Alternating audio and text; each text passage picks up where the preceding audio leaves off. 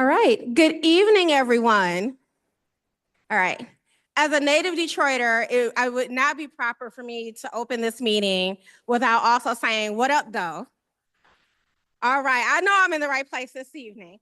Well, good evening. My name is Nicole Brown, and I have the privilege and the honor of serving as TRU's board chair. And tonight, let me welcome you to our annual State of Transit annual meeting.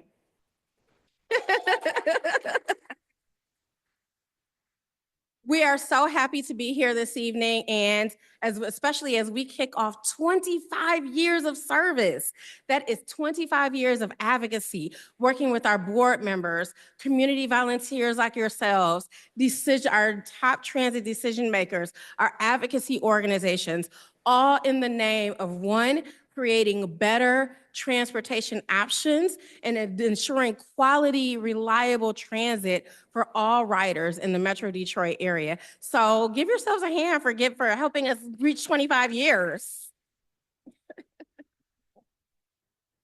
So for those of you all who may be new to TRU, who came as a part of our Bring a Friend campaign this evening, let me tell you a little bit about what we do. We are the region's foremost advocacy organization around transit. We are dedicated to ensuring that we have high quality transit options for all Michiganders and our visitors alike. We do that through a number of different ways. One, we believe in the power of research, both in a qualitative and quantitative way. A lot of the work that we do is based in data, is rooted in data, but it's also, what it's also, I am not touching the laptop.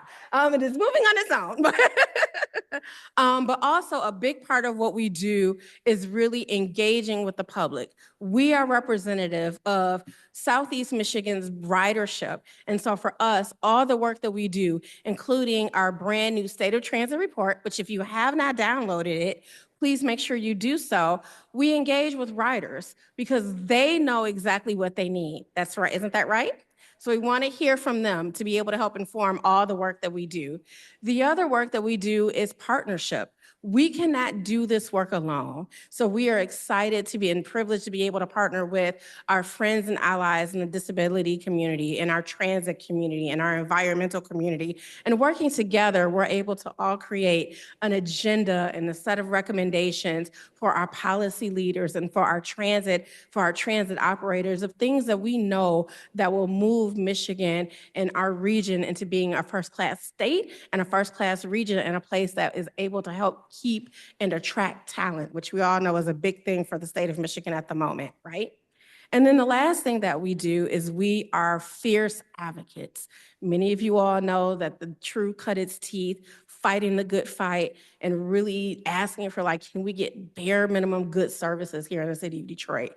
We are so excited that over the 25 years of operating, we've been able to move away from just being solely a watchdog organization and really working in partnership with our transit providers to be able to expand service. Excited about the wins we've had of helping SMART be able to get service expanded throughout all of Oakland County and connecting our residents to quality of life necessities and to jobs and to really expanding the world of opportunities to residents.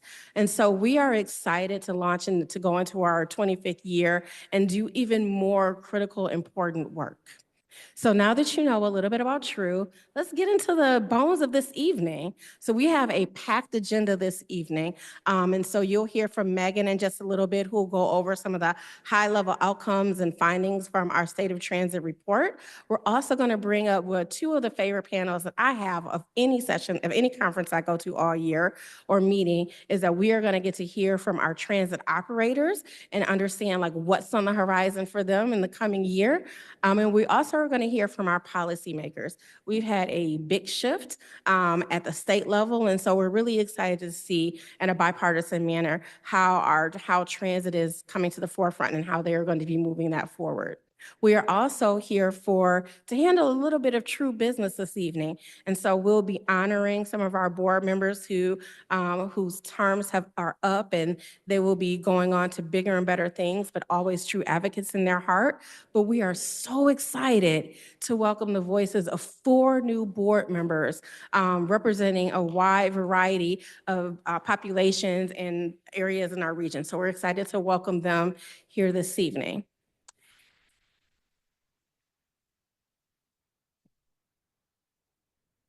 Last but not least, I have to give a huge thanks on behalf of TRU for our sponsors this evening. This event would not be made possible without the generous support of SMART, of TechTown, and Wayne State University's Office of Economic Development. Can we give them all a hand? All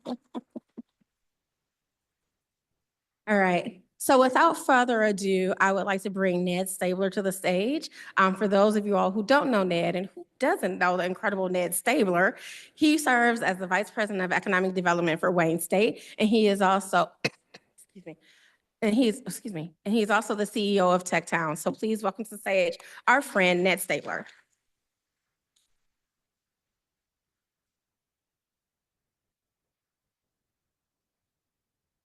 Cool picture like that for us. Can someone do that? Mark, you guys, that is awesome. I really only have one job tonight, and that's to welcome you here. You're here on Wayne State's campus at the Industry Innovation Center, and we're proud to sponsor TRU. We're proud to sponsor TRU because, TRU is a tenant over across the street at TechTown. I speak on this stage.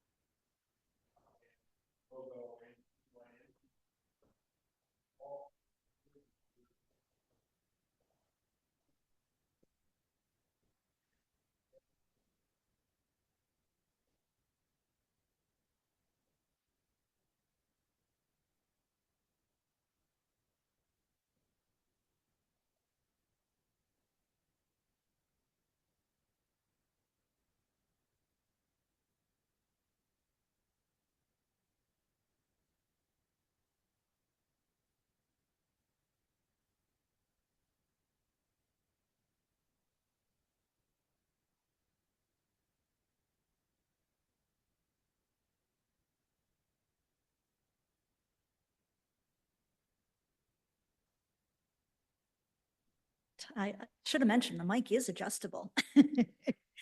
Although can it adjust between me and Ned? We'll have to see.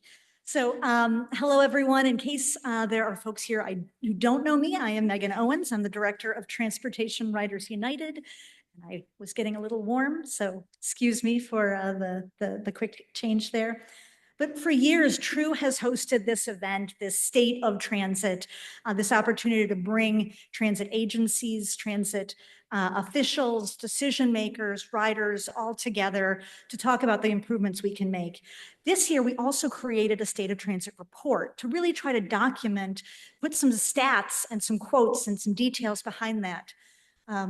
Petra, we're echoing a little bit. I don't know if we can turn that down. Thank you. So yeah, if you haven't seen the report, go to our website, detroittransit.org, and you can get a copy of it. Hey, or they're trying to get a little tech there so you can get a copy of the report. And it's our first year, so let us know what you think. Let us know what you think the state of transit is. You can do a hashtag state of transit on socials if you're still bothering with any of those. Or you can reach out to us, help us make it even better for next year. So certainly not going to go through all 24 pages or something, but I wanted to run through 5 quick takeaways that I recognized in really digging into how transit is doing. And I think it's always important for us to start any one of these conversations. I don't need to tell you guys, but transit is essential.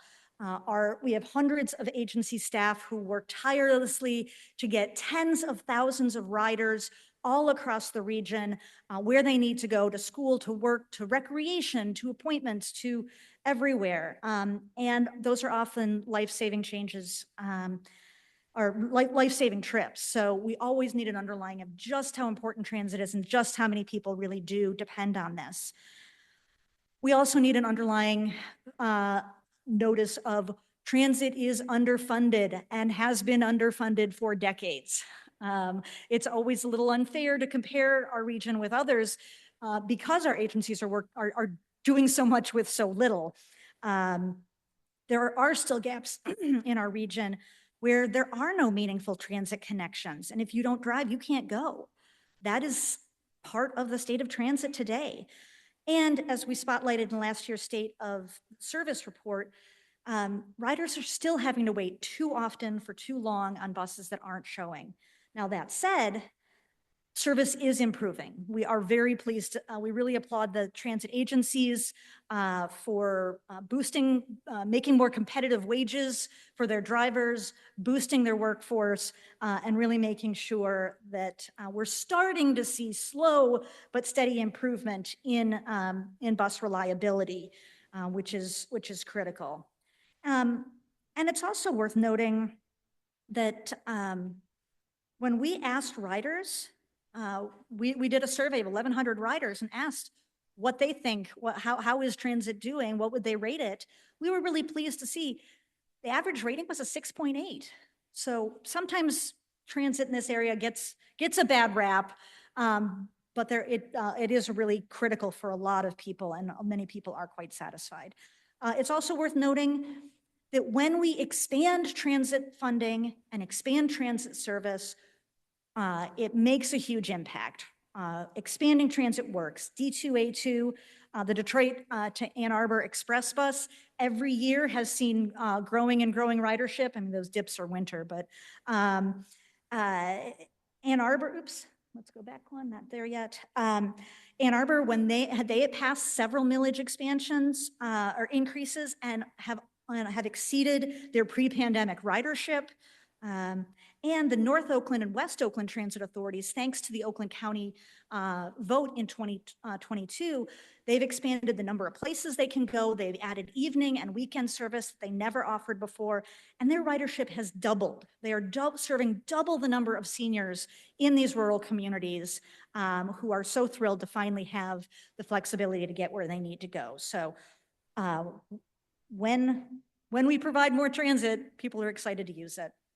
And the other key takeaway is that we really need to boost transit funding. I imagine none of these are complete shockers for anyone, but riders, if we really want to have a transit system that is not only reliable and affordable, but is truly convenient and effective, we need to double the investment in transit at the city level and at the state level. So we do lay out a few recommendations in the report. First, Smart and DDOT, they're moving in the right direction with reliability.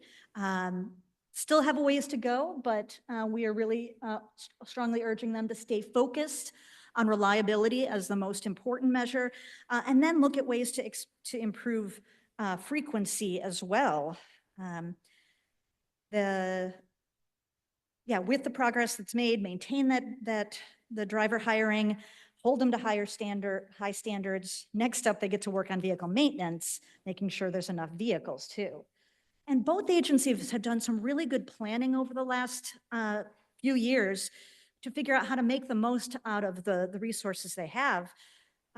We're really encouraging them to budget out what would it take to provide the service the region really needs. Let's look at what the region needs and then figure out how we're going to get the funding to make it happen. We, of course, are really excited to work with Wayne County in developing a clear plan for how every community across all of Wayne County will be able to benefit from better service. And we're certainly urging elected officials at the city and at the state level, we need double. It's going to be hard to get there, but let's work together as a transit community to figure out a plan to double transit investment in the city and at the state level. And yes, that's going to be a challenge, but it's also very possible. The fact that this room is packed, there are so many people who care about transit, who want to be a part of it. And TRU is really proud of some of the work that we've been able to do. TRU works in a variety of ways. TRU researches. Just over the past year, we've been studying best practices. We surveyed 1,100 bus riders in face-to-face conversations. We conducted 3 different community walk audits on the ground in neighborhoods in Detroit. We analyzed MDOT decision-making. Those are a couple of the examples of the type of research work. We also do a lot to educate. We educate the public and as well as decision makers and community leaders. We hosted our first Transportation Civic Academy this past year, which was a great opportunity for an in-depth learning for about 20 community leaders, and we're going to be doing that again. And we took over a dozen elected officials and candidates on personalized bus ride-alongs to make sure they have the real in-person experience and understand what that's all about. TRU advocates. A lot of what we do is talking directly to elected officials and decision makers. We took 8 different trips up to the Capitol, had over 95 discussions with legislators and their staff that I could track, probably more. And we partner. We're so thrilled we've worked with over 50 different organizations this year, including growing our Friends at Transit network. And we mobilize. Again, sometimes it's hard to keep track of who's taken action on our behalf, but we know of at least 5,000 different messages where we engaged people who care about transit, enabled them to talk to their decision makers about what they want to see. So we're proud of all of that work. And I do want to make sure, a lot of you guys know me, and you guys have seen me up here for a number of years. I've been at this for 15 years now, but what I'm probably most excited about this year is the way the TRU team has grown. Many of you guys may know Joel Batterman. He's our full-time campaigns manager. Joel's in the back there. Lucas Lasecki upgraded from an intern to mobility specialist. You may not know Zanaya Kelly, but you should get to know her, our engagement manager. Zanaya. Most of these guys are still busy working. You may not know Petra, but you will know her designs. She does she's not only managing the AV, but designs all of our reports and a lot of our communications. So bravo, Petra.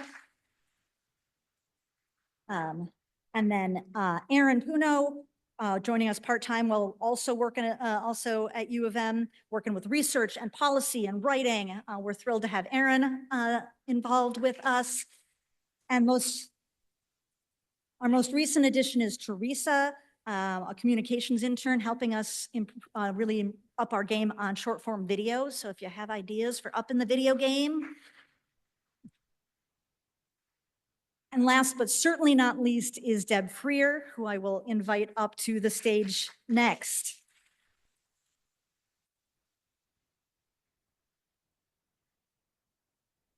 I just want to note, Deb not only manages our strategic partnerships and our fundraising, but she's also been my right hand, putting together amazing events like this and connecting with folks all throughout the region. So thank you. Join me in thanking the whole team for all of TRU's work this year, and we'll move along.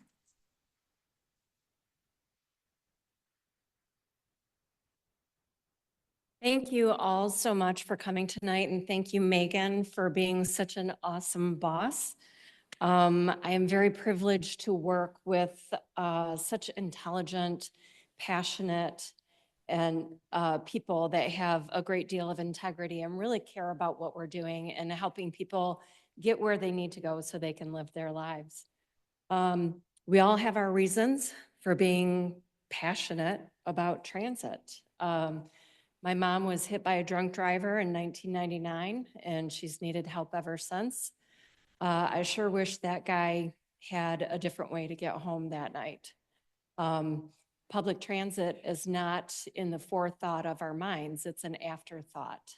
And we do need to change that. I also have 2 college-age kids that need to get around, and With the recent economy, we certainly don't have the resources to make sure that everybody's got a car. So, nor should we really. But, so I am very passionate about transit and I love helping people. And I am so glad that you guys are all here tonight. We have, TRU has had a lot of local and countywide victories that we are very grateful for over the past 25 years working for transportation alternatives. There is still so much work to be done to make sure that everybody can get where they need to go, regardless of whether they drive. As we kick off our 25th anniversary serving the Detroit area, there's a recognition that TRU needs to grow in order to work at the state level in a consistent fashion, as well as doing the local work here that we have done. We need to do that to solve the root causes of the poor transportation options that we do have. Chiefly among those is the fact that state funding for local bus operating has declined by 50% over the past 2 decades. I don't know anybody that can operate very well with 50% less money. We're all trying these days. So that's one of the things that we're really looking to change. Our transit agencies need our help in serving the community. TRU can help with that.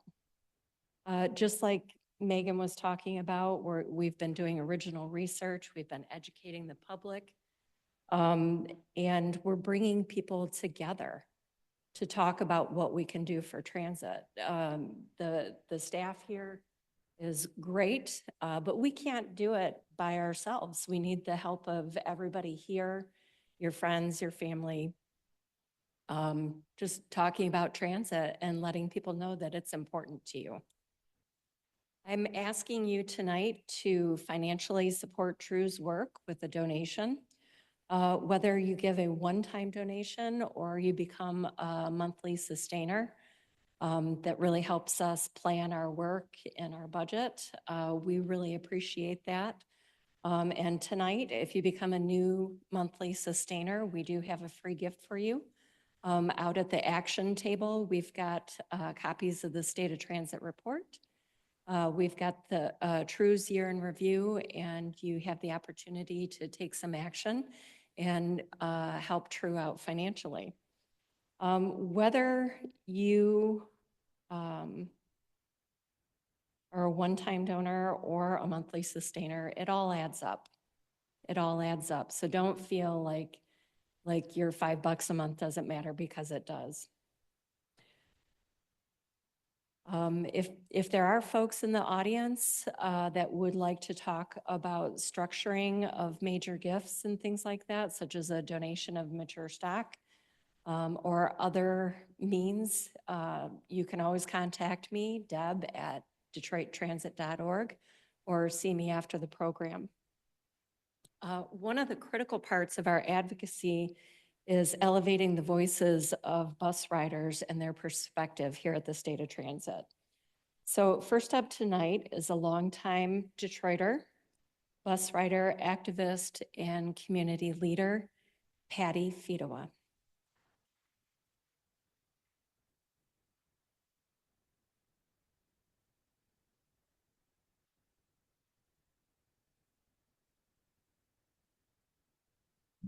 Good evening. Hi. I just wanted to tell you, I know many of you. I've ridden the bus as a main part of transportation for years and years. As I said, I got started at being an activist when Mayor Kilpatrick was raising bus fares when he first took office. But one thing is, it just seems like we're not growing enough. I can tell you I have a lot to be grateful for, particularly this year. DDOT, running the Jefferson a lot. I live in West Village. Thank you. Thank you, thank you. that makes a huge difference in my day, my ability to get around town during the week as well as the weekends. Thanks for not just doing a rush hour up tilt in service, but really making a difference there. The problem is, as much as I like that, and by the way, the app too is really useful. I find that the DDOT app is very accurate and it's a little cumbersome, but really accurate. It really does reduce my time stuck waiting. But something seems to happen on the weekends when I, get downtown. Let's say I was visiting a friend in Ferndale. I was going to a class in News Center. I've either missed, been late, or had to use an Uber as of late, just because we don't have enough service on Woodward, the Woodward corridor during the weekends. And the way I like to sum it all up is I like to ride transit. I don't want to schedule it. I want there to be a bus for me, and I want it to be there. And the Jefferson is coming pretty close to making that happen. So I'm hoping for all of us, we can start to make the whole system run that way. Thank you.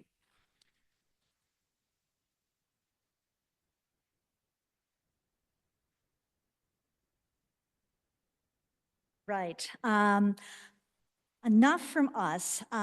We are going to dive into our panels. First, we're going to invite our transit agency leaders up. And I'll invite them to come on up and grab a seat while I do some introductions. These are the people who are managing our biggest transit agencies day in and day out. So Tiffany Gunter, who is the Deputy General Manager and COO of SMART.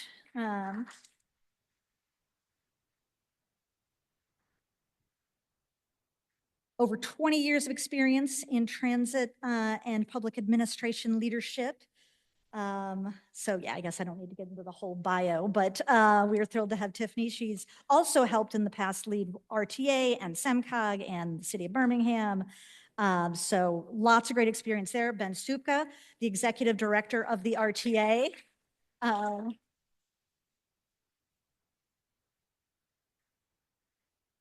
Now he's officially been in that role for a year, unofficially for about 8 years, coordinating all of what's happening on the regional transit scale and launching some exciting new services that I'm sure we'll talk about. And one less person we need to have on the stage because Q-Line is now part of the RTA. So Ben can give us some updates on that too.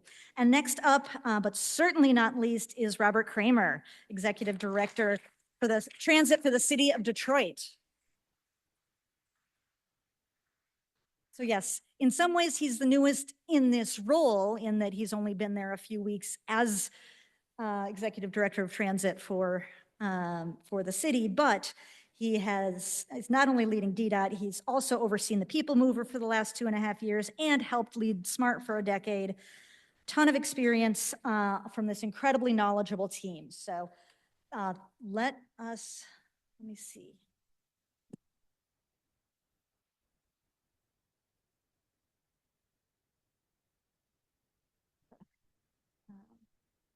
All right. So I wanted to get started. Obviously, a lot of us know your agencies and your services very well. A lot of us do ride them, but just in case there are newer folks, can you give a quick snapshot of what specifically does your agency do or provide?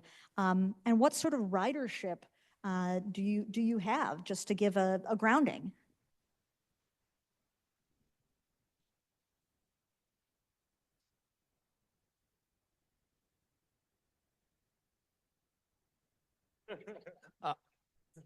Joining you from the rail couch. This is the rail couch here. DDOT. So right now I'm kind of pulling double duty with DDOT and the People Mover. People Mover is an elevated 3-mile one-way loop in the downtown central business district, and as free fares last year and into 2025, which is this year now, and really been focusing on improving the rider experience and helping to connect and support and boost all the great things happening in around the downtown area, and to improve our connectivity with Q-Line as well to support their alignment as well. DDOT is citywide fixed route bus service, also with our paratransit complementary services as well. which is kind of a new model for us over the last couple of years. And the previous director, Staley, obviously that was his specialty, brought in and really turned that function around dramatically. I was giving the team a hard time because in our weekly updates, they quantify the on-time performance with 2 decimal places of accuracy. They have like 99.56% on time. I was like, why don't we just make this 100%? Right? That's like, they said they had too many hundreds. That's what they said. But anyway, so really, I think that try to stay in the DDOT lane, but looking for ways to improve the safe, reliable service. Right, that's kind of the bedrock of our system. That's what I'm going to be really pushing all 1,000 budgeted employees, is to really focus on the decisions we make every day to make the service safe and reliable. And obviously that's agnostic as far as it could be a little bit of service or a medium, a lot of service, but just really focusing on that rider experience, because we know that for people who have to use transit, people who want to use transit, the experience is really what makes the difference. And so that's our focus. All right. Good evening, everybody. What does the RTA do? What do we do now? We're probably one of the more unique public agencies, probably in the United States, to be honest. So I'd like to say we plan, we fund, we coordinate. So we do an annual update of our master plan, which we just released a couple of weeks ago. That's kind of the blueprint for what we want to see in the region. We coordinate with our transit providers, both formally and informally, on everything from services to fares to grant applications to talking to people at the federal government when certain things happen that we don't totally understand the impacts of, that we don't really want to bring up right now. So, yeah, all day. And then the federal and state funding that comes through as formulas, we distribute that out to all the transit providers. I used to say we also were an agency charged with accelerating. So we were really charged with putting pilots out there, doing new services, making new connections, and we're still continuing to do that. So we launched the DAX service this year, which is the first express connection between downtown Detroit and the airport. That was in March. Thank you. Thank you. And I'd like to say, again, for people watching at home and in the room, funded by a carbon reduction grant. So just those are the types of funds that we get to be able to do those services. We've had the D2A2 Ann Arbor to Detroit Express bus, yay, running for about 3 years now. And I know he's not up here with us, but I want to thank Matt Carpenter, CEO of the ride in the back. It was really through a direct partnership with him that we were able to get that service launched. So I just want to thank him, and it's been a very successful service. And then most recently, we took over ownership and operation of the Fair streetcar, our Q line here in Detroit. It's been about 4 months doing that. That operates as a free service. I think everybody knows goes from New Center to downtown. Should be operating every 15 minutes. Doesn't do that great in the cold. We're learning, so just something for everybody to know. But that's been a great new experience for us. We really want to see what we can do to make that the catalyst for more regional transit investment that we really wanted when it was invested in 2017. Thank you.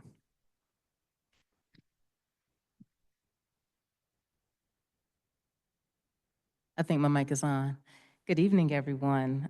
So I am Tiffany Gunter. I'm with the Suburban Mobility Authority for Regional Transportation, affectionately known as SMART. So what do we do at SMART? We cover the counties of Wayne, Oakland, and Macomb. Parts of Wayne, I should say, specifically, at least as of today, and parts of Monroe as well. So what do? We provide fixed route services to those areas, our long line haul buses. We have paratransit services within 3/4 of a mile of each of those fixed route services.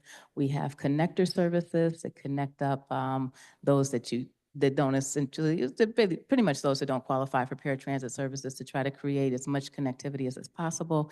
And we also offer, thanks very much to the start of, I guess you started the work, Robert, at SMART, providing microtransit services we refer to as Flex. Happy to report on the Flex services. December of last year, December 2024, we hit our 1 millionth rider mark on Flex. That was exciting. We are right now, when we compare 2023 to 2024 for fixed route, we saw a 17.6 I only got one decimal point, Robert. 17.6% increase in ridership from 6.4 million to 7.6 million. So we were excited to see that. Not yet pre-pandemic, but definitely seeing a lot more confidence in our users coming back to SMART as we increase our service reliability, which is also top of mind for us, and safety as well. So thank you so much for having us. Excellent. Yes. So I would love to ask each of you to share a little bit about what is one of your biggest challenges. We know that you have very, very complex jobs and a lot of internal and external challenges and hurdles, but what is one of the biggest challenges you're facing, and how are you working to address it, overcome some of those hurdles? All right, so I probably should have went first last time, but I'll go first this time in fairness. Right, so I'll start, I guess, one, I did a lot of thinking about what to say with this panel, because last year I remember sitting in this seat and my stomach was in knots because we had a lot of problems and I did not have a lot of answers to share at that point in time. I'm happy to say, so I'll tell you about, for those who weren't here last year, we had 117, well, we had overall about 180 people missing from our workforce just for SMART alone. 30 mechanics, over 30 paratransit drivers, and 117 fixed route operators just not there. We were not making the promise of our schedule. We were missing runs. We were abandoning people just about every day. There was tension, absolutely, between us and TRU, because TRU was doing the job that it's supposed to do. Again, want to thank you for keeping us on task. We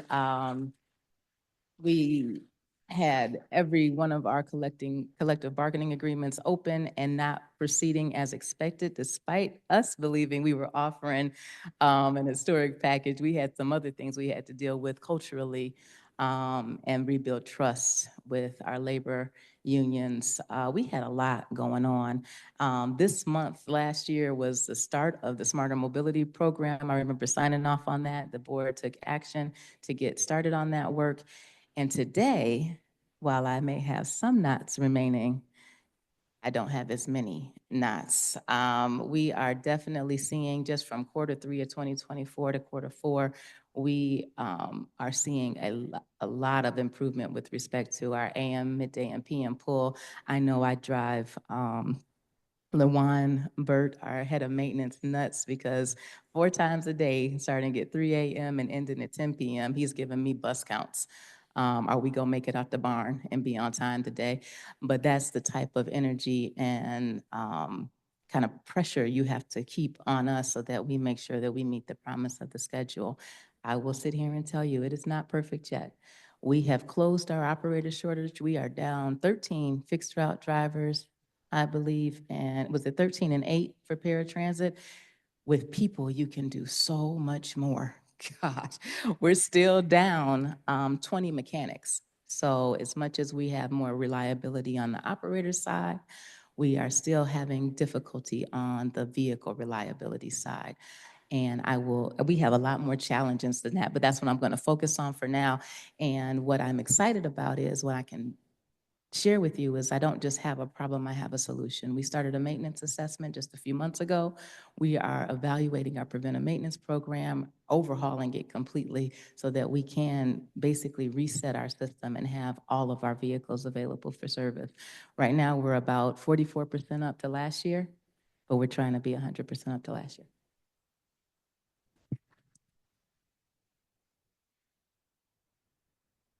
So I'll play Captain Obvious and just say it's funding, right? I mean, that's the biggest challenge we have in this region. You saw the charts, the same charts we've always been sharing. You know, we've done a good job to work together to advocate for more state funding. We have great opportunities with the potential Wayne County plan and millage coming up, closing those transit gaps. We had Oakland County close transit gaps just a few years ago. So we're making our way through it one piece at a time, as only Southeast Michigan can, right? Just one chunk at a time. I will say that, we are entering a period where some of the more positive results we were seeing from the state may be a little bit harder to come by in terms of local bus operating funding.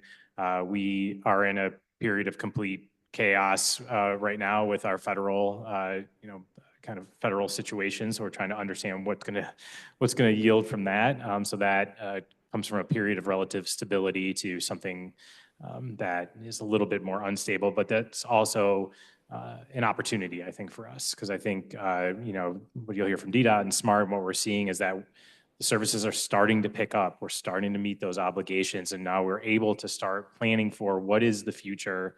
How do we get together to figure out what are those next level investments, and how, as kind of a newly formed region, do we make those changes? Do we get back to asking, for local funding support and those things? So those are all things we're starting to think about. I would say that's the broader picture. The more micro picture is, it's a new day for the RTA. We don't have as big operations as either one of these two folks here, but it's definitely different for us. So we're working through that change and figuring out how to balance that role with a role as more of kind of a regional visionary, and putting together kind of the funding packages and plans for the entire region. So trying to balance all that out while making sure the streetcar actually gets out there on time. Like I said, complicated jobs Yeah. here. Okay, so I think, there's a lot of different directions I could go with this, but I think to keep it simple, I think from DDOT's perspective, is to work on the vehicle availability, right? That's the biggest thing. And it's, I can draw a parallel from the people mover. When the people mover was shut down, there was kind of, not only you're not keeping up with maintaining a 35-year-old rail system, but you're starting to fall behind. And I think that that's a similar story that you'll hear at SMART and for DDOT as well, is that COVID was really difficult and challenging. Of course, it was challenging for society and for the city and for the region and for the riders, and for the drivers, but really for all the staff and the organizations as well.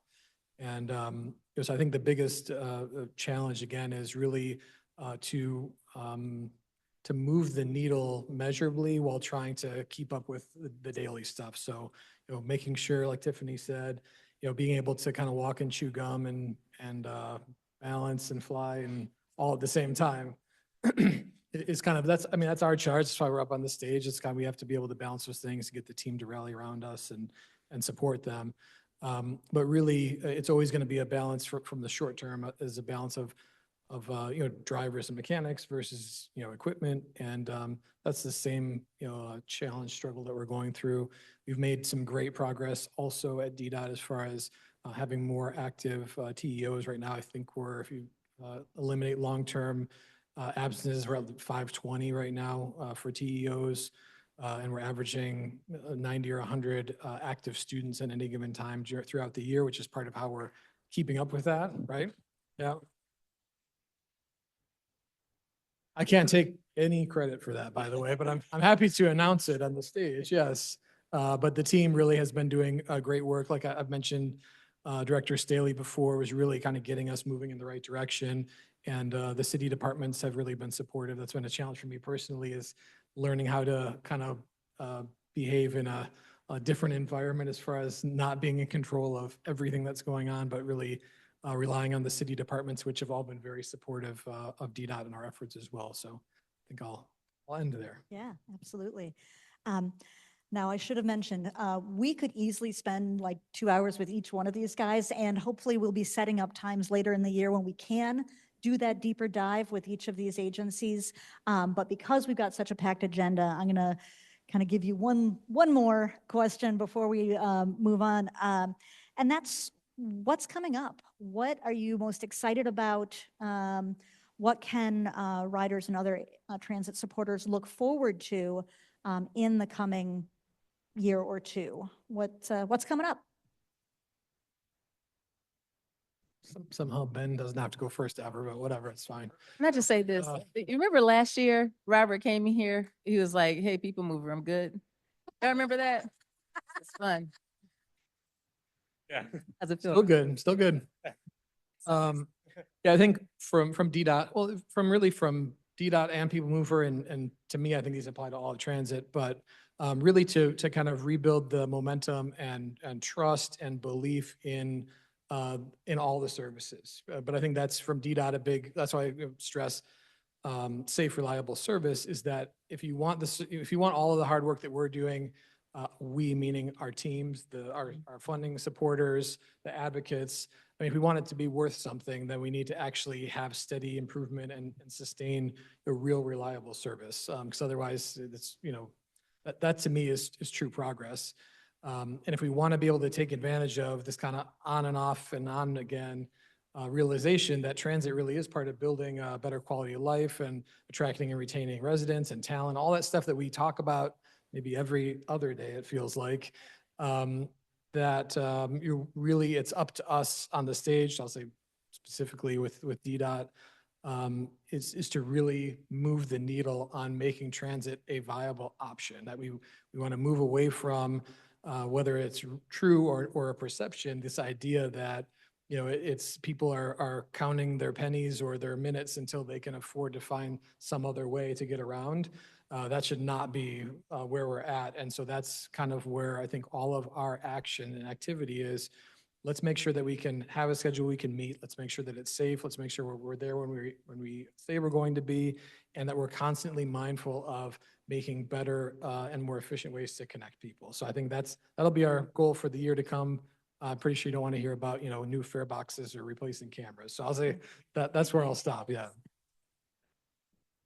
That was really well said. So I'll just, a couple of RTA things to be looking out for this year. So this is the year where we do our funding for services for seniors and people with disabilities.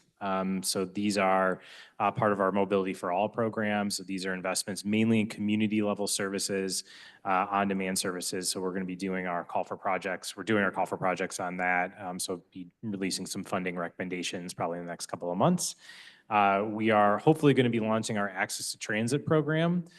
So this is a program that we were able to get some funding support for to make investments at bus stops to make them safer, more well-appointed, better bike and pedestrian connections, all those things. I will fully admit to this room, in any room, I completely stole this idea from the Chicago RTA, who's been doing it for 10 years. So, and I will thank SEMCOG, a partner who may or may not be in the room today, but has helped us all tremendously and is part of our kind of regional family. Thank them for the funding support and potentially ongoing support to make that an ongoing program. We're going to be hopefully launching our mobility wallet pilot, which is a very small, just a 50-person pilot, but it's the kind of first proof of concept of being able to have one single way to pay for not only the transit services we have, but other mobility options as well. We'll be looking to update our master plan every year and do all the other fun things that we're doing. On the Q line side, it's really just making sure we are looking at what investments we can make in the existing system to make it more reliable. And really reconnecting, particularly with our community daily riders. I think we do a lot of work around events, which is a huge piece of business for not only the Q line, but D2A2 and DAX. But I think we need to start looking at those daily riders, which make up far over 50% of our ridership, most of them actually Detroiters. So we really want to be doing some focusing on that on the Q line side. So I guess if I could sum it up for SMART, which is hard to do, I would say 3 words. We're looking at transformation, deeper partnership, and technology. I was sitting here and it just struck me that we looked a lot younger when we started doing this. And it's wild to me. So 20 years almost in this. And what I'm most hopeful about is that I think we all have a certain level of trust factor amongst us that allows for greater partnership and greater progress that will be seen and felt by our customers, which is the main thing. On the transformation side, I think the conversation about funding goes without saying. We need a sustainable source of funding. Really working with our partners to identify what that looks like, how it gets done, is absolutely paramount to our ability to attract business development and sustain this region and grow our domestic product. I do believe technology is going to be the linchpin that kind of ties that all together. The better we communicate, the better folks trust. I think, Patty, you said it perfect. You do not want to have to schedule. You want to just ride. And the fastest way to allow us to get there is to create the technological platform that makes it easy for you to see it. So I have so many more things I could say, but I'm done. I'm done. All right. Thank you all. Well, we will absolutely arrange times to have in-depth conversations with each of these guys so we can hear. Some of us are really interested in that deep dive, so we will do that. But let's give these guys a big thank you, a big round of applause.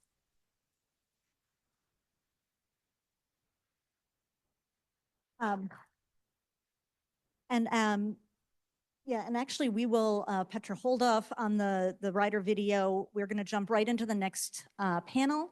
But yes, Farai will introduce our next panel.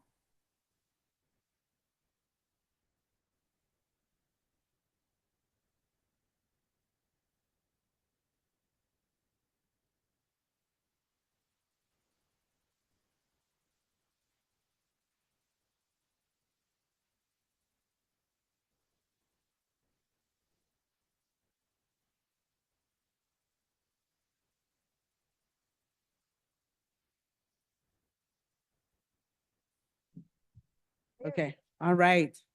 Good evening. My name is Farai Gundan.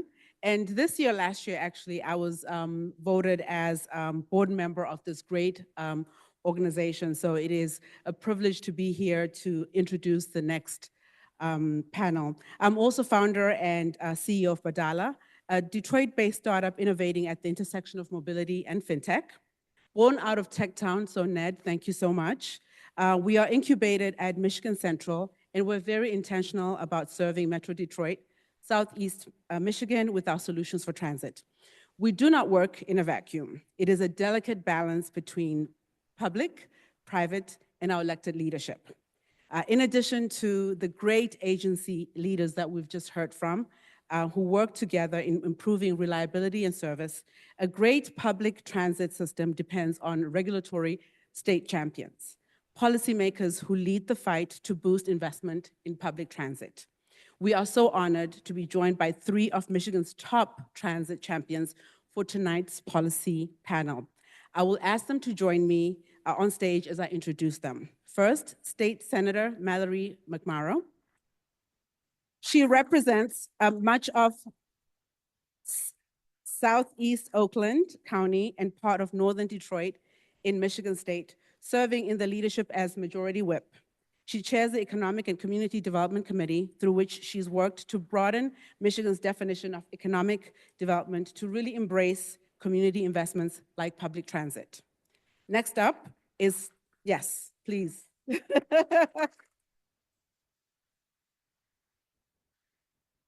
Next is State Representative Jason Morgan. Please come up.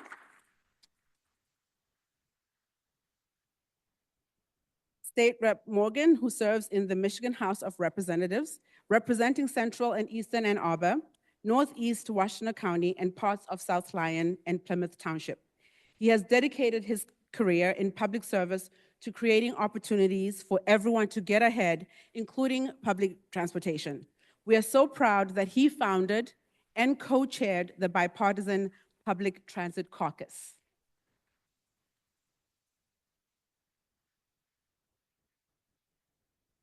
And our third policymaker barely needs no introduction from me. If you fly in and out of DTW, then you really know him. Not the other station, but Evans. County Executive Mr. Warren Evans, please join me on stage.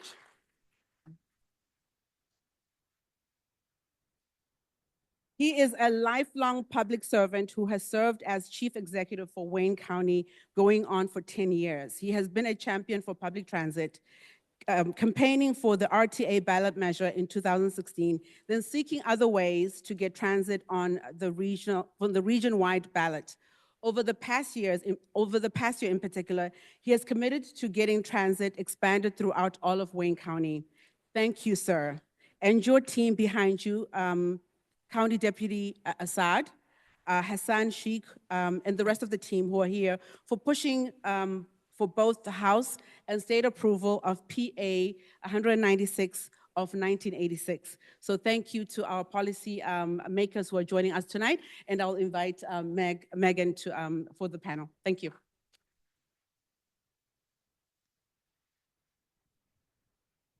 So yes, and those were the really abbreviated bios. We could have gone on way longer because these guys are excellent champions, but we're going to try to keep this as tight as we can. And I would love to ask each of you to talk a little bit about, you know what, I'm going to jump straight into our second question of what transit-related progress are you most proud of? What do you see as going well? And what are you proud to have happened in the recent years? In the last year or two? I'll start because I'm closest to you, Megan. I'm proudest of our staff's work on getting the statute passed to get us out of the opt-out communities. And and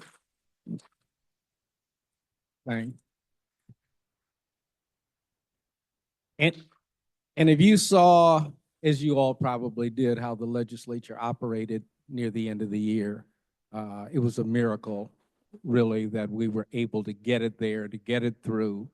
And I had some staff folks here who literally spent the night up there to make sure nobody got amnesia at an inappropriate time. So I think that was the biggest thing this year, and hopefully the momentum going forward.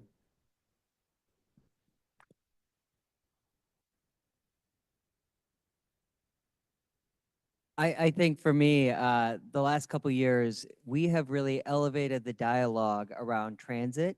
Thanks to all of you here in this room. I see so many familiar faces who we've seen in Lansing many, many days, and we've seen at coffee hours throughout the state. We have really made it clear that there is support for public transit here in our state. So thank you for all the work that you have done this last couple of years. This work, thank you, yeah. This work is enduring work. We've made some progress in the legislature despite rather challenging circumstances, at least for the state house here. And I hope to continue trying to make more progress as we look ahead. But I also just want to say, I mean, the work that Wayne County under Executive Evans over these last few years around transit has been tireless and persistent and strategic, and it has really moved the needle when it comes to advancing transit. And we've advanced transit in Oakland County as well, and we've increased the millage in Washtenaw County. We've been doing the work at the local level, and I'm so proud to see that work happening. And we've done some good work in Lansing, but we'll talk here today, but we've got a lot more work to do.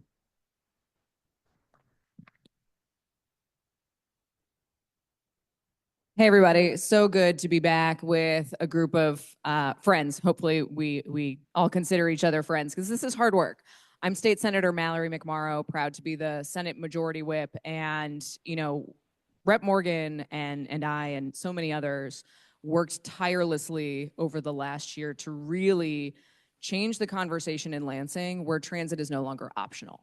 We put a stake in the ground to say that transit is economic development in a big way.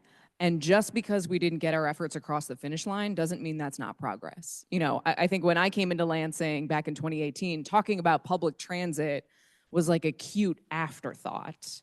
So to get from that place where now the governor is talking about transit as an integral part of infrastructure and economic development, where we put together, you know, legislation that I started in the Senate to reform SOAR, which is our state's largest economic development tool, that then went over to the House, and our House colleagues built on that to put forward a proposal that would have guaranteed $200 million a year for transit, $2 billion over 10 years.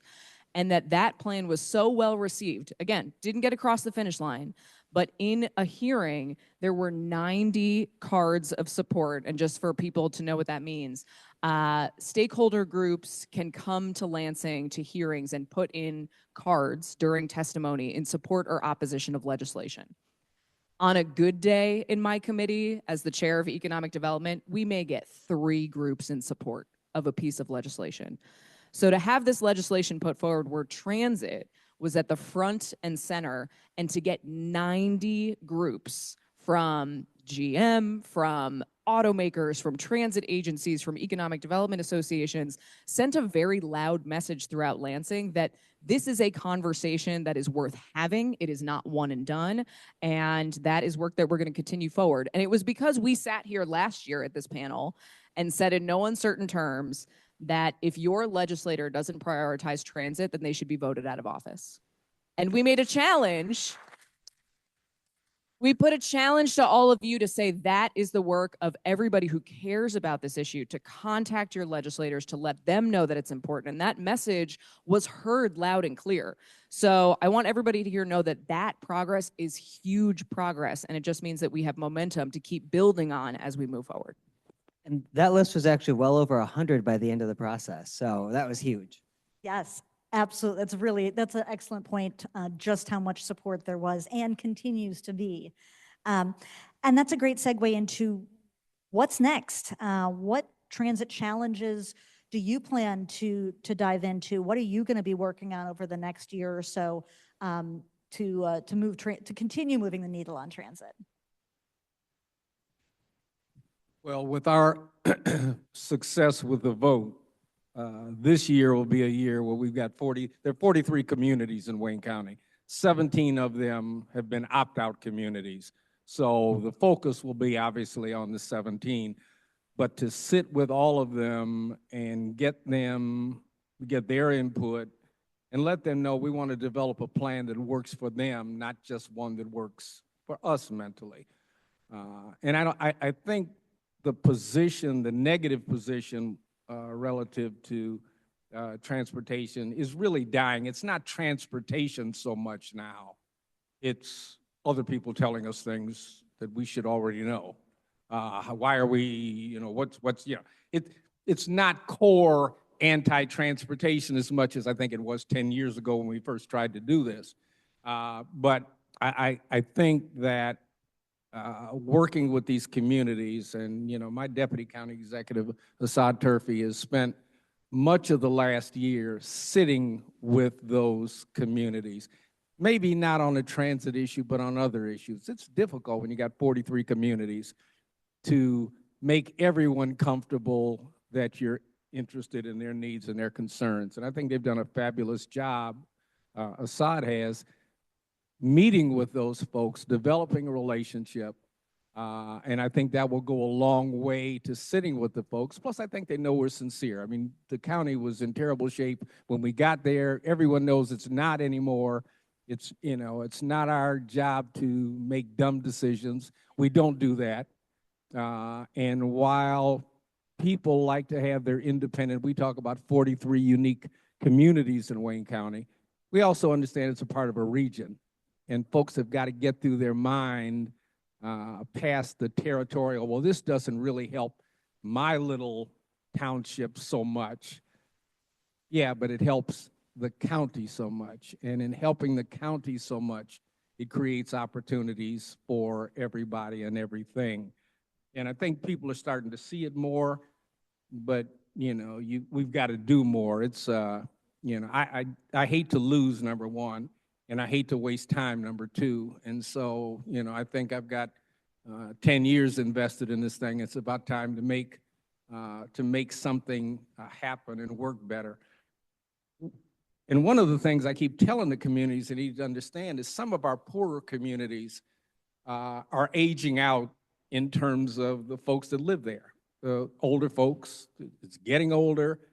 And the only thing that will bring young folks there or keep young folks there is their ability to get downtown and to Ann Arbor and stuff without driving. I mean, you can have all I was still a grease monkey when it comes to working on cars and stuff, but I mean, it's not about me. It's about the opportunities for people to do what it is that they want to do.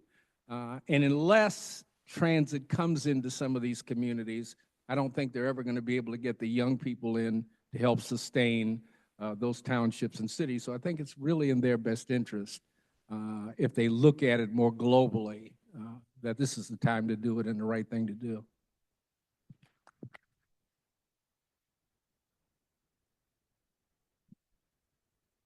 I don't have a short answer to that question, so but I'll give you a short answer.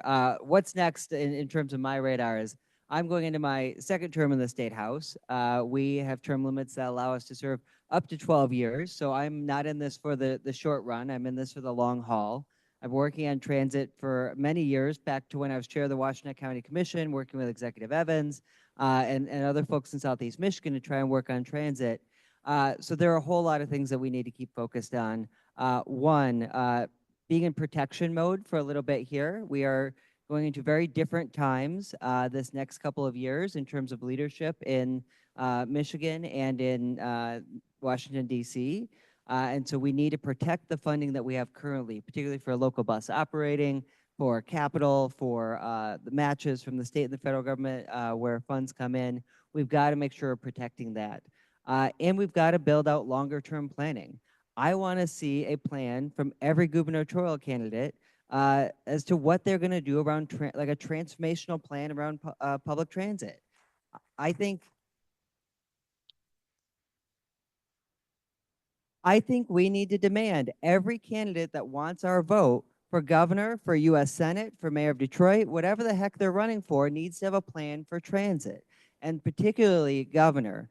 I think as we've looked at things over the last couple of years, it's been very clear to me that it's not just a Ann Arbor or Detroit or Southeast Michigan issue around transit. It is a statewide challenge that we have to improve options for folks to be able to get to where they need to go. And it has to come from the governor's office, right, all the way down to us at the State House and State Senate, to our county executives and our county officials, our city folks. We need a statewide plan for public transit, and it needs to be real and robust and transformational, and the political power needs to be put behind it to get that passed and make it actually happen. So that's where I'm at.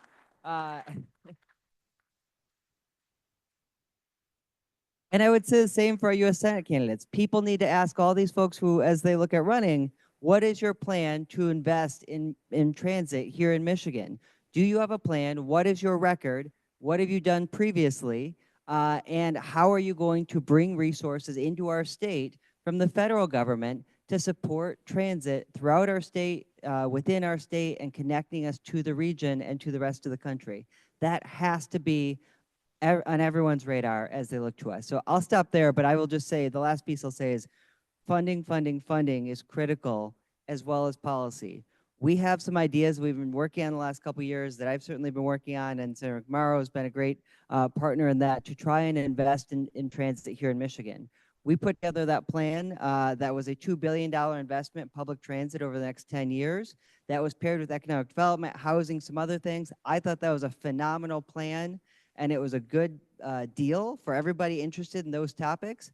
But we're going to keep working. Whenever I get frustrated something hasn't moved, I just go back and work harder the next time. So that's what I'm going to do, is just keep working harder on this and seeing what else we can get done. But we've got to put forward some real funding proposals and put people on the spot and see if they're willing to put their name behind a meaningful investment in transit throughout our state.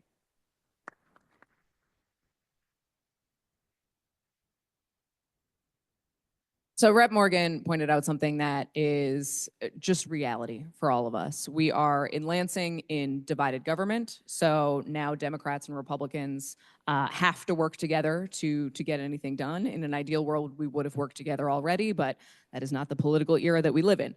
And then on the federal level, I mean, we saw today just how fragile funding streams can be, when I know our office and many others were being lit up with phone calls and emails and messages about funding freezes.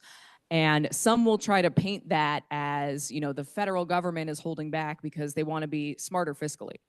We have to remember those are our tax dollars. So when they decide to freeze federal dollars coming back into our state, that is our money that we have given to the federal government in our tax dollars that they are refusing to bring back into our state for the things that we need. So I think, you know, I'm very candid on this stage. I'm a Democrat. I think Democrats have to get much more aggressive about making that plain to residents that this isn't some handout. This is not money that the federal government is just giving us from nowhere. It's our money, and we deserve to get it back to fund the things that we need. Now, in my role in chairing the Economic Development Committee, I think we went a long way last term to making the case that transit is economic development. And I know many of you either tweeted at me or sent me notes or asked, why aren't you just running this on its own? Why is this tied to billions of dollars in, let's be honest, corporate tax dollars? That's negotiating. Some people wanted that. We wanted transit. And that was kind of the bargain that we made to move that forward. But what we saw through that process was that there is interest and passion around transit. So I'm in conversation with Senator Erica Geis, who chairs the Transportation Committee, about what if we have a joint committee between transportation and economic development? What if we bring in transit operators from other states who have leveraged transit as economic development to tell their success story about how they have recruited more young people to move to and stay in their cities and states? Because at the end of the day, we are getting questions all the time about why is car insurance so expensive? And there's a lot of reasons why car insurance is so expensive, but part of the reason is that in our region, in our state, there's no competition. You must have a car. You must have insurance to be able to fully participate in our economy. And until we have a robust public transit system, there is nothing to force insurance companies to bring those rates down because they know you need it. So there's a lot of work ahead, but in my mind, it's how do we use the positions that we still hold, especially in the Senate, to continue to move that conversation forward and put the pressure on those who would oppose transit funding to have to make the case to their residents why their tax dollars don't matter. Wonderful.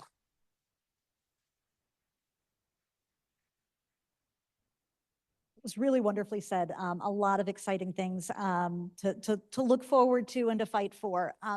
One of the other things that I wanted to make sure we touch base on we hear from you on tonight is we have a whole community of people who care about this. There are businesses, there are bus riders, there are institutions, organizations, civic leaders, faith leaders. There's a huge community of folks who care about transit. And how can we help you? How can we all work together as a community to make some of this progress happen? It's none of us can handle it alone. So give us any sort of ideas or suggestions as to how we can work together to help you fight for more transit funding and make meaningful change. Immediately, the help will be critical for us in Wayne County as we go to the 41 communities. 41 communities have businesses, they have riders, they have people, and to the extent that those folks come out and give input in what those communities do will be very, very helpful for us. It really does need to happen. And, just after I don't get too political with the presidential election, but, I can just sit there and grind my teeth every day now, remembering the apathy that people had, the failure to vote, well, it's already, whatever. And we're getting pounded. I mean, I spent all day today with new executive orders trying to figure out what's going to break the county first. So, people need to take a stand. And this organization, I mean, historically takes a stand. I mean, you're activists. I mean, I get it. But, you reach out and grab 2 or 3 other people who maybe aren't, but you need to drag them with you, is also something that's significant and helpful. Because even the issues of people getting to the doctor, people getting to, we tend to always hear the story about, well, people don't need the transportation, or not all of these kids don't want to drive or whatever. I mean, it's such a bigger thing than that. I mean, I live in North Canton Township, so another Canton person there. If I needed to take public transportation from my home, I would have to walk 6 miles to Westland to find the first public transportation. Yeah, I got a car, but how many people don't? How many people are trying to get to workforce development projects? How many seniors are trying to get to doctor's offices, other sorts of things? So, I mean, the idea of whether you personally want it or need it, it doesn't have near as much to do with it as thinking about the overall good and thinking about what makes for a healthy region. And so what I need is folks to be advocates as we go through. And our part of that will be to stay in touch with you as we're meeting with these communities and what kind of feedback we're getting so that we can move off the dime and get something done.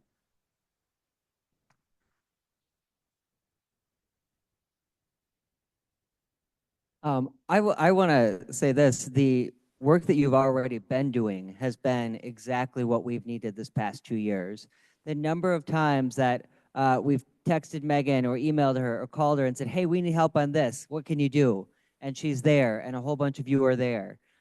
We need a one-pager on this. We have this bill idea. Can you help us get data or stories to back it up? And you've been there. You've been doing the work, and it has been incredibly helpful. And I cannot tell you how much we appreciate it, because when we're working in the moment in Lansing and trying to get things moving, it's hit or miss one day of, hey, this can pass tomorrow or this will never pass. There's often no in between. It's really make or break. And so there have been so many make or break moments these past couple of years where we've been this close to getting really big things through. And I will say it's generally very discouraging when something doesn't happen that you really want to happen. But that's unfortunately the legislative process and how it works is you try your best, you fight it out, and you see if you can get it done, and it either does or it doesn't. You see if you can come back tomorrow or next week or next month and make it happen then. But sometimes it doesn't happen, and you got to recalibrate, come up with something new, and try again. And so that has been incredibly helpful. The resources, the data, the storytelling, all of that's been so helpful. I would say reaching out statewide has been incredibly helpful as well, and I know you all are doing that. I've just heard from somebody from Kalamazoo around who said they were involved with TRU today. And I said, wow, they're really getting out there. This is great. We have folks from Ann Arbor, some of my constituents even, involved in TRU now in Ann Arbor. And that is phenomenal because it has to be a statewide approach. So it's not just a Southeast Michigan or West side of Michigan or anything like that. It has to be all of us across the state working together. And that's what you've been doing and are continuing to doing. So my encouragement is to keep that up, to keep showing up to coffee hours and being respectfully persistent. I think that is maybe the best way I can put it, to show up and talk about why transit is important to you.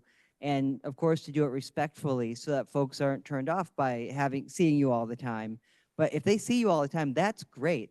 I love showing up in a room and seeing somebody who cares about transit and having them ask us about transit. It happened so many times over the campaign season in the fall, and it would always warm my heart every time.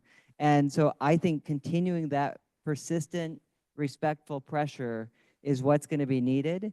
And we're going to be trying to work with some of our colleagues across the aisle. I certainly have, with the Transit Caucus, we found some folks who are on the other side of the aisle who understand transit, support it, and want to work with us on it, who are from rural parts of Michigan, because they understand that their seniors and their folks in their communities and their children, they also want to be able to get some places without a car. So I guess the big piece I would say is don't count anyone out. We may find unexpected allies in different parts of the state you would never dream of, and they could be our best champions when we need it most.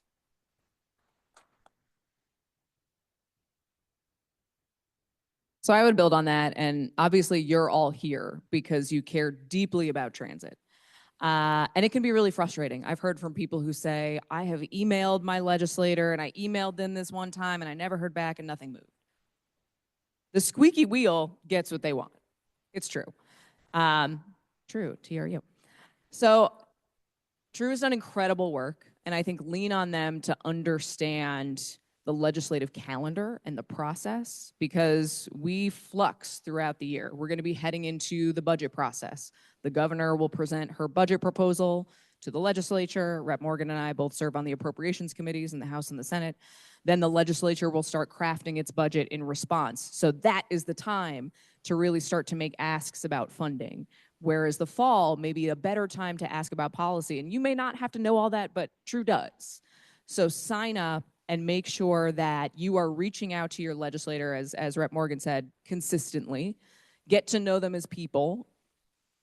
They want to know you, I promise. It may not sound like politicians always do, but they do.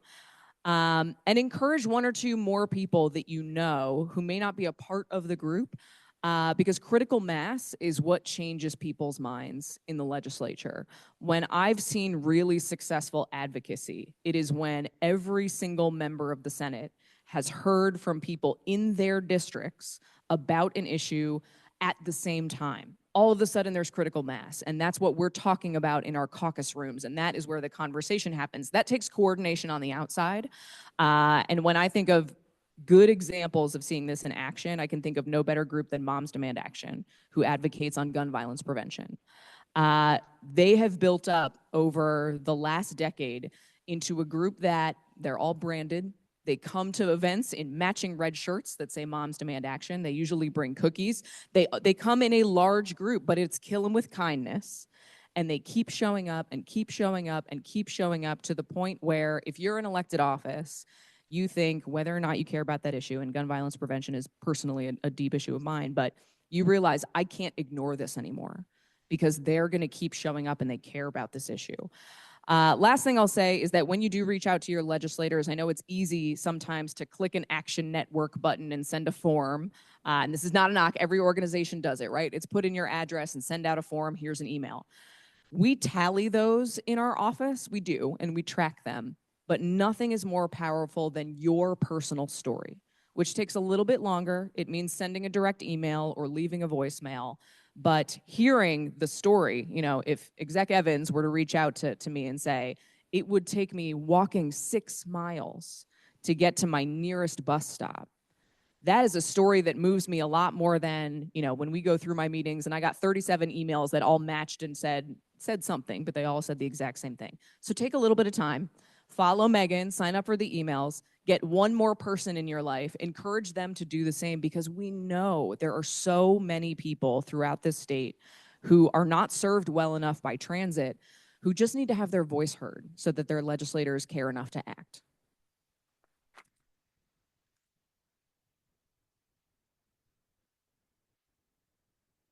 We are certainly extremely lucky to have such great transit champions at the state level, at the county level. Clearly, as they laid out, we've got a lot of work before us, but we've got a great team who can work together to make it happen. I know that these guys already stayed a little later than originally planned, but so we'll respect their time. But let's give a big thank you, and we'll continue working with these great guys.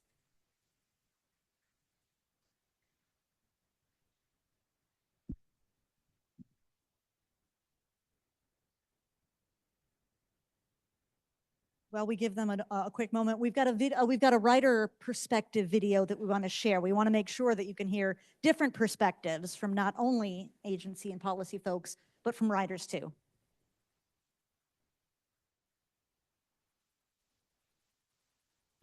My name is Dawn Hammondtree. On July 26, 2016, I was driving down 696 on my way to work when I suffered a stroke. I was able to get off the freeway and get somewhere safe, but that was the last time I drove anywhere. I have been dependent on transit, public transit, since. If I didn't have access to transit, my life would be very different. I depend on transit for everything, going to the doctor, social events, shopping, everything. Paratransit lets me go to destinations that are inaccessible, whether it's inaccessible stops or just too many transfers. It's not always a priority for the decision makers, but I would really like to see, for example, more accessible stops in the gross points. It's really hard down there. I think education for the public needs to be addressed. I mean, this is the Motor City. I know we love our cars, but a lot of Metro Detroiters don't have cars. Either they're in my situation where I can't drive physically, or maybe someone is not in a financial place to own a car. Even in the Motor City, transit is a critical component of the community. Education of the public on the benefits of transit is essential.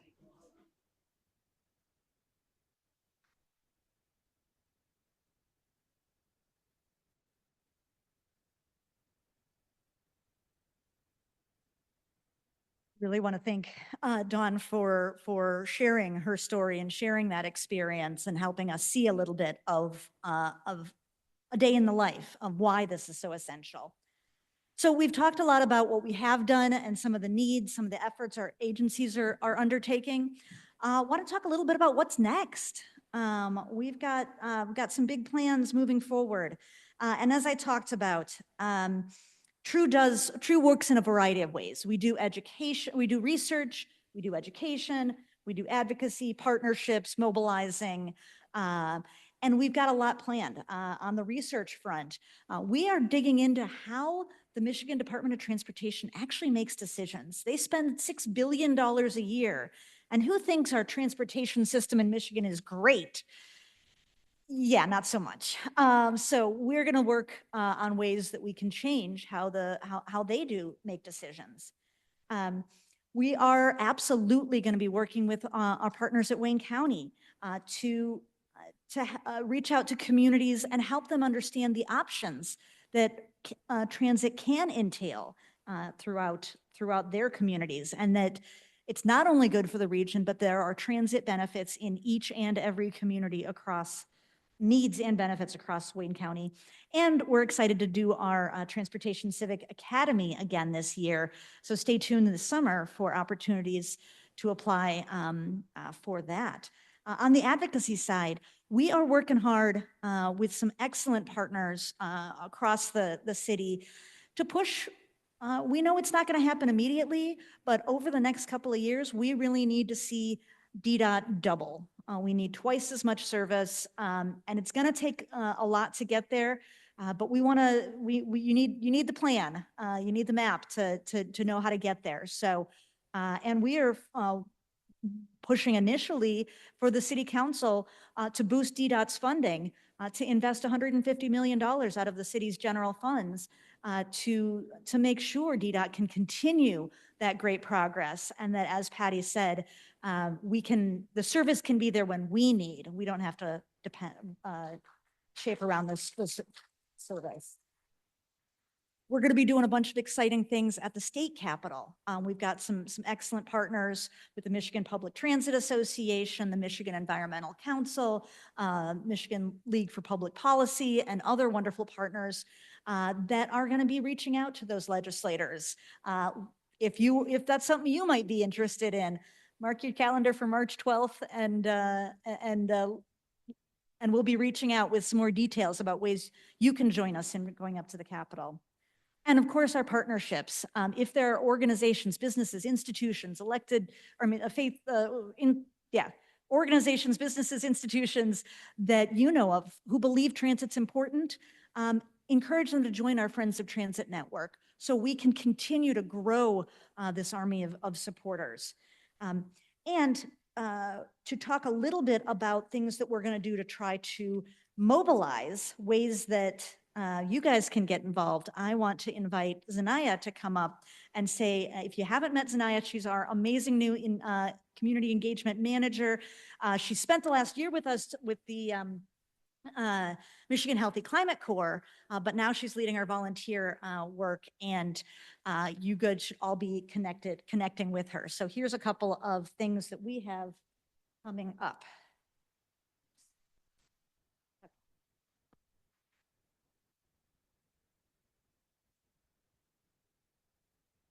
Hey, everybody. Thank you, Megan. So with so much happening in the transit sector, we need everyone to get involved to get things done, to make that difference that we're looking for, that we're championing. And there are a lot of ways to get involved. If you look on the back of your program, you can see some upcoming events that TRU will be throwing and different ways that you can get involved. We have Transit Tuesday Talks. So it's a monthly series that we have going on to get a more in-depth conversation with some of our policymakers, some of the heads of the organizations that we've had today, SMART, DDOT, and things like that. We have one coming up this February 18th.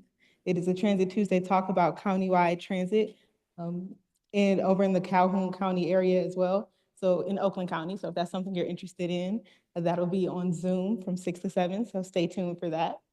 We have our action teams that you can join. We have things like the Wayne County team. We'll be meeting next February, what day is that?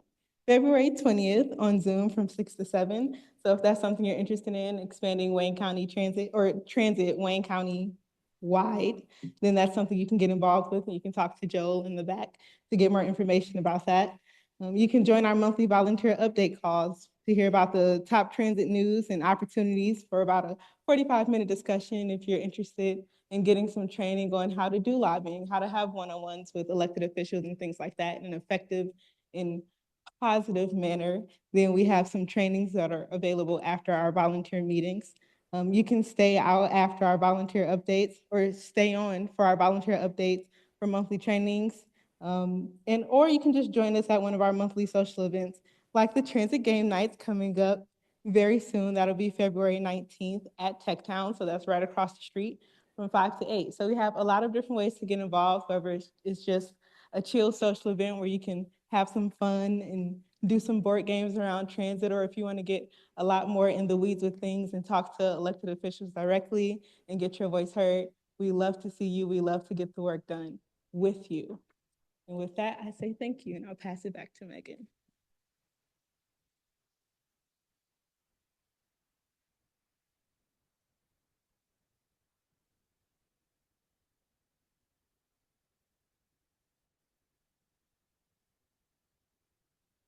Brother Cunningham, selfless. I could go on and on. He's the type of individual that's out there day in, day out, winter, regardless of the month of the year. He works with the people, and he's an advocate for just transit, DDOT. And so everybody who listens to our city council public hearings, or whether it's a mayor town hall meeting, Brother Cunningham will call in.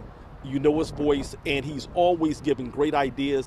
We find a lot of his ideas really good, and we actually implement quite a few of them. I am Brother Cunningham, a transit advocate in the city of Detroit, where I give out hand warmers, hats, gloves, and bus tickets at the bus stops.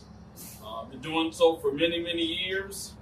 And I like to represent those that are poor. There's a lot of folks that are poor in this region, and they're trying to get to work. They're trying to get to school. They're trying to do better. But without consistent and on-time performance, like at maybe 90%, or a system that you know is going to be on time, that's how you keep your job. That's how you complete school. DDOT's transit has been lackluster. It's been in the 60 percentile. It's been in the 70s. Right now it's teetering like at 78% on time. Imagine if your vehicle was only on time 70% or so. And bus stop to bus stop, SMART or DDOT, the bus system is not on time. That's what I hear. Folks trying to get to work, folks trying to get to school, buses are not on time. Poor folks are trying to climb the ladder, and they can't do it when the system is inadequate. The local buses are not on time. The people that cook for you, clean for you, secure you, they ride public transit. Public transit affects every area of our life. The folks that are on the byways and highways and around, the folks, they ride public transit. It affects every area of our life. Insurance is expensive. Repairs are expensive. Our fees are expensive. To own a vehicle in Detroit or just Michigan is expensive. And transit has to be better here in Michigan.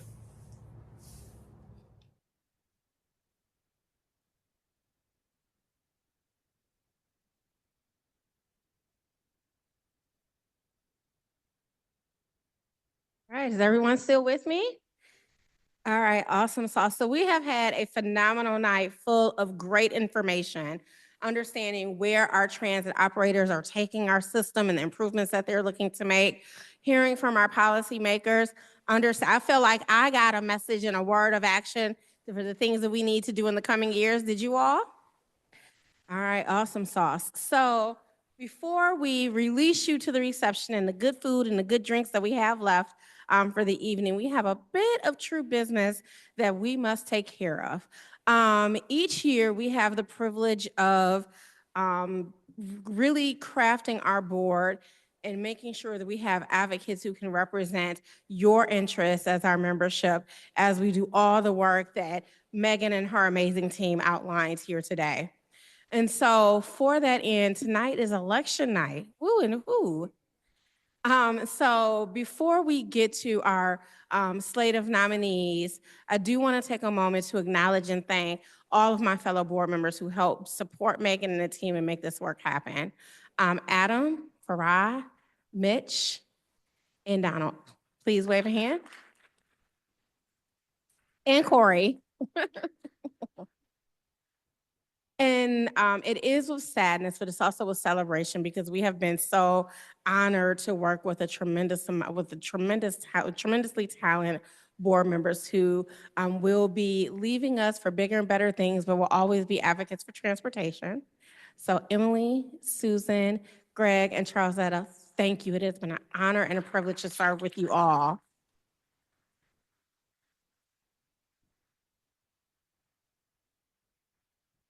So, and while one door closes, another amazing door opens. And so, as I am also up for re-election to the board, I will take a moment and bring up Donald Sturkey, who will lead us through our board elections.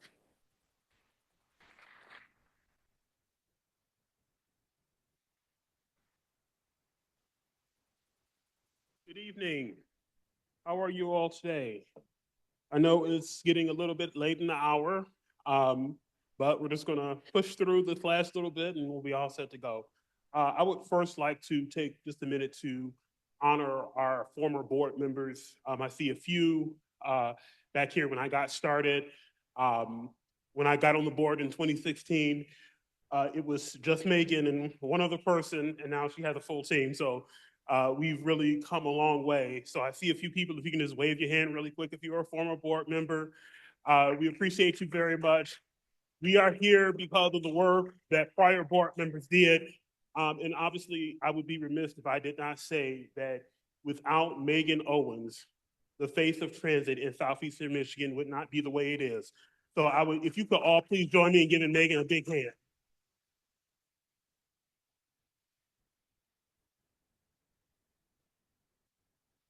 And Megan, I'm sorry I did get away from the script a little bit. So on to our business. We have several board members that we are excited, several candidates that we are excited to bring on the board. Christopher LaFour, Janine Austin.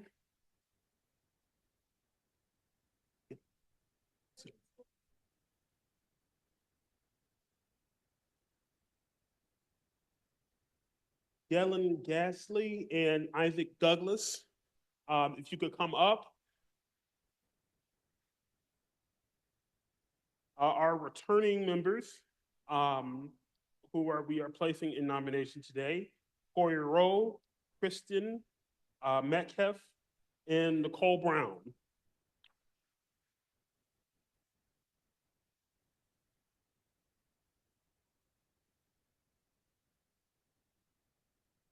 I am very honored to submit this group of candidates to the general membership for election tonight, and I would ask for a motion to approve this slate of board candidates. I hear a motion, looking for a second. I hear a second. All those in favor, please signify by saying aye. All those opposed? And thank you so much. Congratulations. Thank you so much. I will go ahead and turn it back. Oh, we're gonna do a quick. If I could have, if there are any other board members who are here, if you could come up so we can do a quick group picture, really quick. And I will just say thank you, everyone, so much. We heard a lot of great information tonight.